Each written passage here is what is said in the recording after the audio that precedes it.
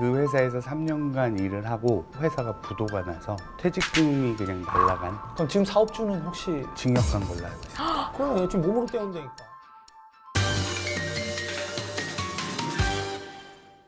자, 출장 노른자 노동계의 금쪽이를 만나보는 시간이죠. 노쪽 상담소 두 번째 시간입니다. 박수 한번 주세요. 간단하게 같이 해주실 분 자기소개 부탁드릴게요. 저는 한국노총 중앙법률원 오진아 노무사라고 합니다. 형수님한테 오늘 이 분장을 보여준 적은 있나요? 형수님이 놀랐을 것 같은데. 가장의 무게지. 자, 우리 노쪽이 상담하기 전에 몸풍기로 인터넷 사연 한번 살펴보도록 하겠습니다. 중소기업에 다니는 직장인입니다. 일하면서 부정 출혈도 생기고 체중도 5kg 넘게 빠지는 등 몸도 좋지 않은 상황인데 퇴사하겠다고 했더니 인수인계는 꼭 하고 가라고 하더군요. 그런데 문제는 회사에서 후임자를 뽑지 않습니다. 저는 이미 한 달 전에 퇴사 의사를 밝혔고 7월 말쯤 퇴사를 생각하고 있었는데 예정대로 퇴사할 수 있을까요? 노사 이럴 때는 어떻게 해야 되나요? 법에는 며칠 전에 밝혀야 된다 이런 거는 없고 안 나오면 어떻게 돼요? 회사에 대한 예의 정도인 거지 의무는 아닌 거죠. 보통 회사가 이럴 때는 취업 규칙을 갑자기 내보이면서 후임자 구해질 때까지 있어야 되고 그 전에 나가면 너한테 손해배상 청구할 거야 이 얘기를 하거든요. 협박이죠. 네, 협박을 사실상 하는 건데 실제로 손해배상을 청구할 수 있냐라고 하면 할 수는 있죠. 인수인계를 하고 가지 않아서 무슨 손해가 발생을 했고 이런 엄청난 거를 손해가 나야 돼요. 네, 근데 그게 입증이 사실상 쉽지 쉽지는 않지. 않고 그걸 입증을 사용자가 해야 돼요. 퇴사를 앞두신 분들 잘 참고하셨으면 좋겠습니다. 누가 오시네요? 어서 오세요. 아유, 안녕하세요. 자기소개 부탁드리겠습니다. 예능 PD 권혁우라고 합니다. 예능 PD님. 예능 PD라고 하셨으니까 저희가 이제 어떤 노트기 사연인지 한번 맞춰볼까요? 야근 수당이나 휴일 관련된 허은영 박사님은? 갑질 갑질. 폭언 뭐 이런 것들 폭언. 하신 적 있으세요? 솔직하게. 소리는 지른 적 있어. 야 너 뭐하는 놈이야. 나 방금도 아까 왜 이렇게 돼? 예능 돈? 임금 체불. 마지막 임금 체불. 네, 아, 임금 체불. 입사만 하면 회사가 매번 망해요. 건드린 것마다 좀 일이 안 풀렸다. 어. 자, 그러면 일단 동네북을 뽑아야 되는데 지금 앞에 보시면 종이를 한번 뽑아주세요. 한주! 내가 때리는 거지. 아니 저번 주에 촬영을 해놓고 왜 갑자기 뒤집어를 바꿔요? 때린 거잖아. 아, 이 사람 진짜.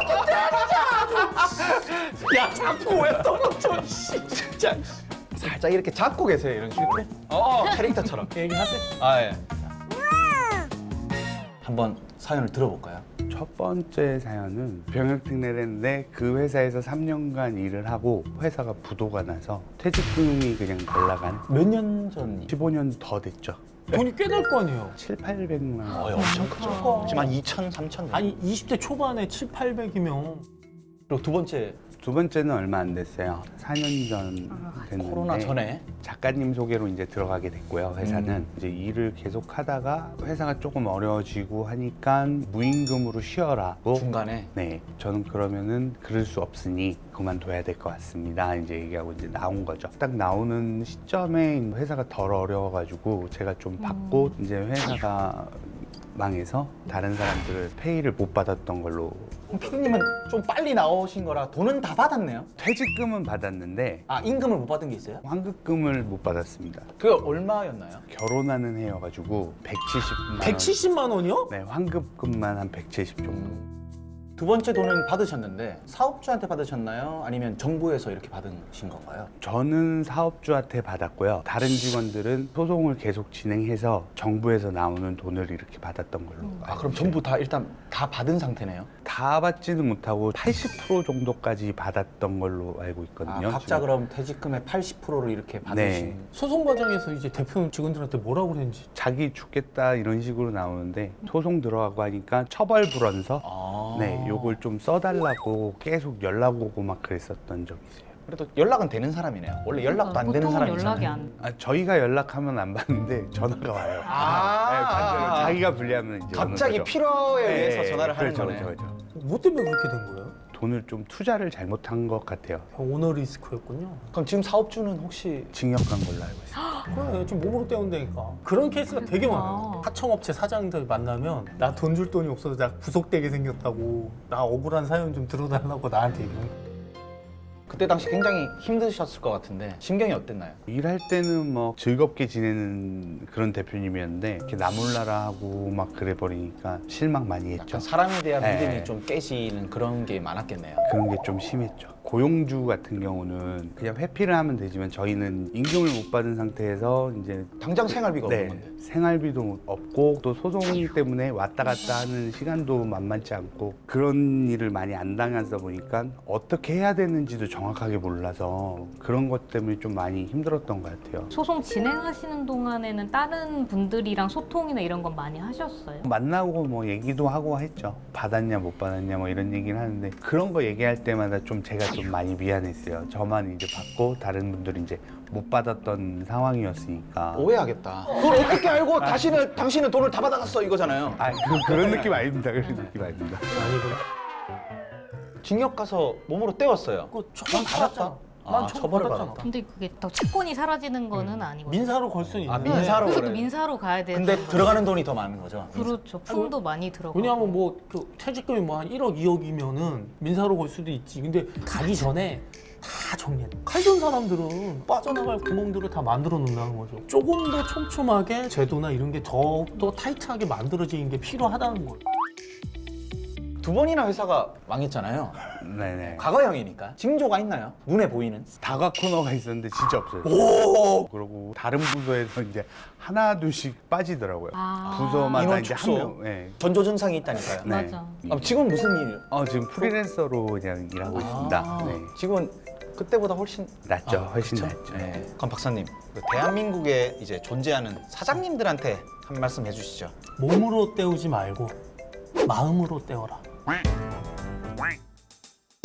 약해?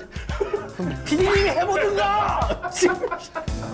농사님 뭐 좋은 말씀 아이씨, 있습니까? 머리카락. 한번 해보시죠. 본인이 사업체를 하는 게 이제 이익을 창출하는 거기는 한데 나한테 이만큼의 짊어지고 책임질 사람들이 있다라는 걸 늘 생각하시고 사업을 하셨으면 좋겠어요. 아, 책임감을 가져라. 한 좋은 문장이 말입니다. 아니잖아. 조목조목 귀에 박히잖아요. 박히긴 하는데 좀 기분이 그러네. 어려운 자리에 출연해 주셔서 진심으로 감사드립니다. 좋은 일은 많이 만들어주세요. 네, 감사합니다. 고맙습니다.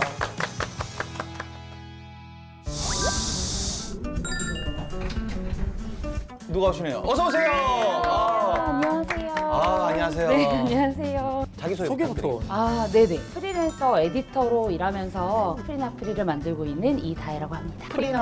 프리나프리요. 그게 매거진 네. 잡지 이름인가요? 네. 그걸 이제 제작을 하시는. 매거진도 만들고 있고요. 프리랜서의 커뮤니티이자 강연, 워크숍 같은 걸 기획하고 운영하는 일을 하고 있습니다. 저희가 제목을 이 한 문장으로 들을 수 있을까요? 프리랜서로 일하는 것도 쉽지 않은데 AI까지 어떻게 먹고 살아야 되나 고민이 많습니다. AI.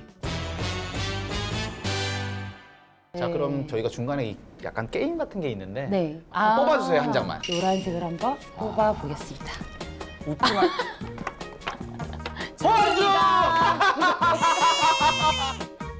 AI 때문에 걱정이라고 얘기하셨는데 혹시 피해를 입고 있는 부분이 있나요? 그리고 최근에는 온라인상의 이미지들을 AI가 수집해서 결과물로 내놓는데 아무런 저작권료를 받지 못하잖아요. 이들의 권리가 이제 좀 위태롭지 않나? 이런 생각이 드는 거예요. 굉장히 좀 앞서가는 고민을. 실제 근데 헐리우드에서 파업하는 요즘 파업했다 그러더라고요. 작가들이 파업하는 게 예를 들어 이런 거예요. AI가 1차 제작물을 생산해내 2차로 각색을 네. 작가한테 시키는 거야. 그럼 가격이 엄청 다운되잖아. 네. 또 어떤 영상을 봤는데 컷 편집을 하는 거를 AI가 기가 막히게 하더라고요. 지금 저 다 백수가 되는 건가요? 지금? 실제 기자들도 AI가 기사를 대체하는 건 언론사들이 굉장히 많이 도입했어요. 자세히 보시면 이 기사는 AI가 작성한 기사입니다. 유심히 본 적이 없어서. 봐봐요. 한번 보면은 맞아요. 수치만 딱 박힐 수 있는 그런 거는 전부 다 AI가 작성하고 있어. 그럼 좋네요. 뒷일이 뭐가 생겨도 AI가 했다. 아니지. 그런 기사를 이제 인턴을 고용해서 기사를 썼게 했다면 이 인턴조차도 고용하지 않는 거지. 그렇죠. 일자리는 더 줄어드는 구조로 네. 가는 거고. 근데 이게 막을 수 없는 어떤 흐름 아닌가요? 막을 수 없는 흐름이죠.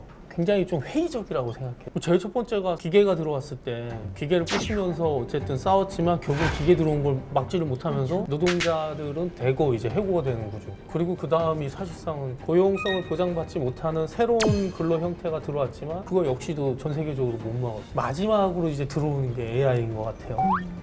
실제로 중국에서 AI 판사가 도입돼 있잖아요. 전 그걸 보면서 되게 많은 생각이 들었거든요. 기술은 계속해서 인간의 일자리를 대체해 왔는데 그게 너무 서서히 돼서 그 위기감을 못 느꼈던 것 같아요. 기계가 점령한다 치고 네. 뭔가 대비를 하고 계실 거 아니에요, 나름대로. 세 가지로 말씀을 드리면 프리랜서 분야별로 최소한의 가이드라인 같은 것들이 좀 만들어져야 되지 않나라는 생각이 들고요. 사람만이 할 수 있는 방향을 계속 찾아야겠다. 좀 더 우리가 창작으로 어떻게 먹고 살 수 있을까 이런 고민을 했었고 그리고 결국엔 그렇게 갔어요. 기본소득이 도입되어야 되지 않나? 온라인에서 한 모든 행동들의 데이터가 큰 플랫폼에 수집이 되고 있는데 그렇다면 정말 사람들이 말하는 것처럼 데이터세를 걷어서 그 기본소득으로 나눠줘야 되지 않나? 거의 뭐 100분 토론 같은 똑같은 생각. 너무 예능이 아닌가요? 너무 상담을 지금 받고 사연을 네. 100분 얘기하러 네. 제가 말할 수 있는 게 하나도 없어요. 이 AI 시대 좀 어떻게 대처하면 좋을까요? 이거 막을 방법은 없다. 없다? 없습니다. 그래도 그나마 좀 희망적인 건 출산율이 낮아지고 있다. 우리가 살아갈 수는 있다. 다음 세대는 모르겠다. 모르겠다. 알아서 살아라. 인간이 적절하게 적응하는 거지. 다만 좀 우울한 건 분명해요. 기술 개발은 항상 먼저 앞서가고 법과 제도는 늦게 변할 수밖에 없어. 근데 지금 AI는 너무 빨라. 그리고 사람들은 여전히 기술 개발이 노동력을 배제시킨다는 거에 대해서 동의하지만 에이 하면서 넘어가. 이러면 이럴수록 늦는 거죠 뭐. 우리가 이 시대를 대비하기 위해서는 공동체성의 회복이 되게 중요하다.